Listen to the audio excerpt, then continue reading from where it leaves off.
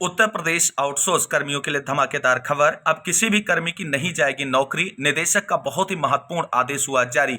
वहीं आउटसोर्स कर्मियों को वेतन वृद्धि के लिए अभी और कितना करना पड़ेगा इंतजार, उसके बारे में भी डिटेल में डिस्कस करेंगे। तो दोस्तों नमस्कार, आप सभी साथियों का स्वागत है आपके अपने यूट्यूब चैनल एक्सेस एकेडमी पर। आप सभी साथियों से निवेदन है कि वीडियो को लाइक करें, दोस्तों में शेयर करें, और जितने भाई बहन चैनल पर पहली बार विजिट कर रहे हैं और अभी तक चैनल से नहीं जुड़े हैं तो प्लीज चैनल को सब्सक्राइब करके बेल आइकन जरूर दबाएं, जिससे आगे की जो भी लेटेस्ट और ऑफिशियल अपडेट है वह आप सभी को समय समय पर मिलती रहे। तो आइए दोस्तों शुरू करते हैं उत्तर प्रदेश आउटसोर्स कर्मियों से जुड़ी हुई आज की धमाकेदार अपडेट का यह वीडियो और देखते हैं निदेशक सर का क्या महत्वपूर्ण आदेश निकलकर सामने आ रहा है।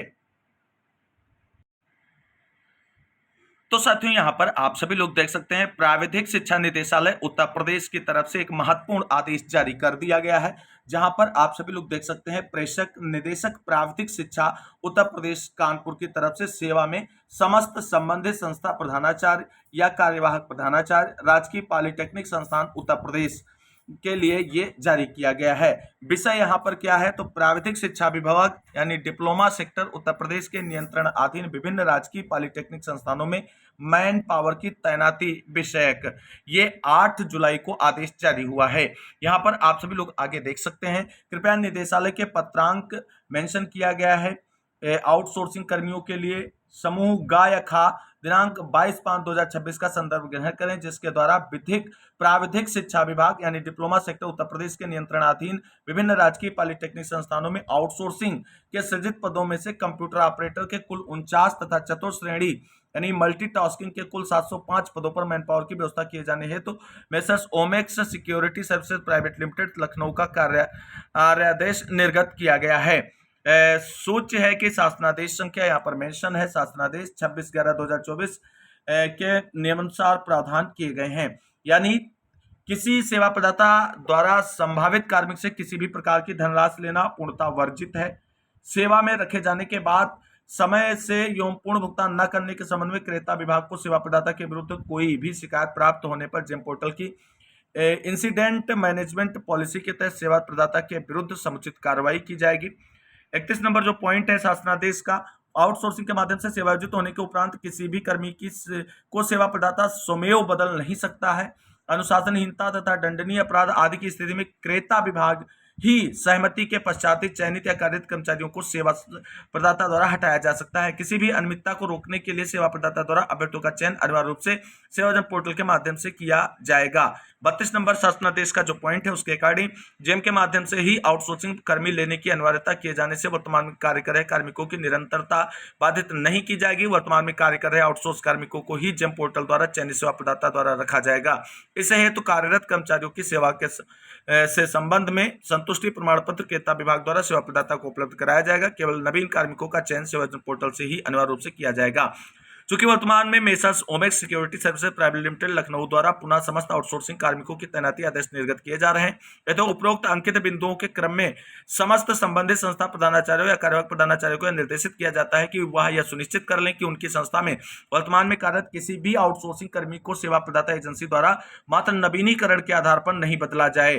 संस्थाओं में वर्तमान में कार्यरत आउटसोर्सिंग कर्मी की निरंतरता को सेवा प्रदाता एजेंसी द्वारा अकारण ही बाधित नहीं किया जाएगा एवं न ही प्रतिमाह किए जाने वाले वेतन के भुगतान को रोका जाएगा। यह भी स्पष्ट नवीनीकरण किए जाने की व्यवस्था अंकित नहीं है। अतः सेवा प्रदाता एजेंसी द्वारा इस प्रकार की प्रचलित कार्रवाई पूर्ण रूप से दोषपूर्ण है। यदि किसी आउटसोर्सिंग कार्मिक को नवीन तैनाती दी जानी है या पूर्व से कार्यरत कार्मिकों को उसकी सेवाओं से मुक्त किया जाना है तो उक्त कार्रवाई संबंधित संस्था प्रधानाचार्य या कार्यवाहक प्रधानाचार्य अथवा सेवा प्रदाता एजेंसी द्वारा स्वमेव नहीं की जाएगी, या फिर किसी भी आउटसोर्सिंग कर्मी को अनुशासनहीनता तथा दंडनीय अपराधों इत्यादि में संलिप्तता के कारण के आधार पर ही बदला जाना है।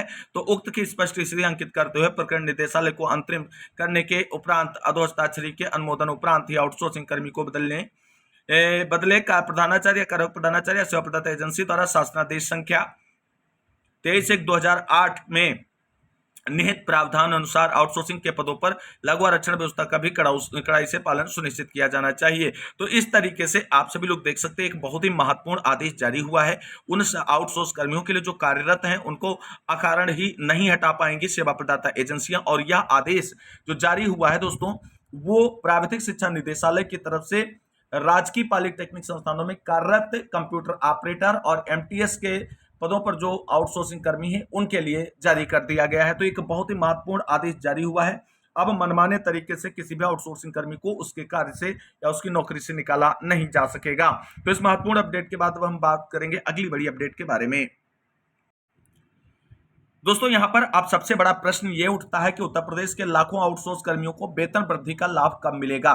तो दोस्तों जो पिछली बार अपडेट निकलकर सामने आई थी आउटसोर्स सेवा निगम से, वो ये थी कि अभी आउटसोर्स सेवा निगम का पोर्टल संचालित नहीं हुआ है और इसके संचालन को लेकर के जो सेवा प्रदाता एजेंसी है वो डिसाइड कर ली गई है। यानी एक ऐसी एजेंसी चयनित की गई है जो आउटसोर्स सेवा निगम के पोर्टल को क्रियान्वित करेगी।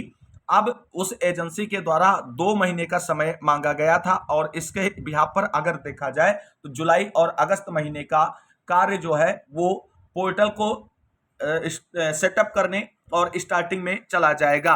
तो अभी कुल मिलाकर के जो जानकारी है आउटसोर्स सेवा निगम से वेतन वृद्धि के संबंध में, उसके लिए आप सभी को सितंबर माह तक पेशेंस पूर्वक इंतजार करना होगा।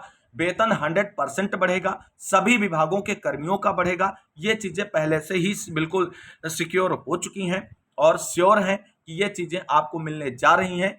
बिल्कुल भी परेशान ना हो, जैसे ही ऑफिशियल आदेश आएगा किसी भी विभाग से वेतन वृद्धि के संबंध में, उसकी भी हम अपडेट आपको चैनल के माध्यम से प्रोवाइड कराएंगे। फिलहाल इस वीडियो में बस इतना ही। मिलते हैं एक और नई वीडियो में इसी तरीके की लेटेस्ट और इंपॉर्टेंट अपडेट के साथ। तब तक के लिए सभी भाई बहनों को जय हिंद, जय भारत, वंदे मातरम।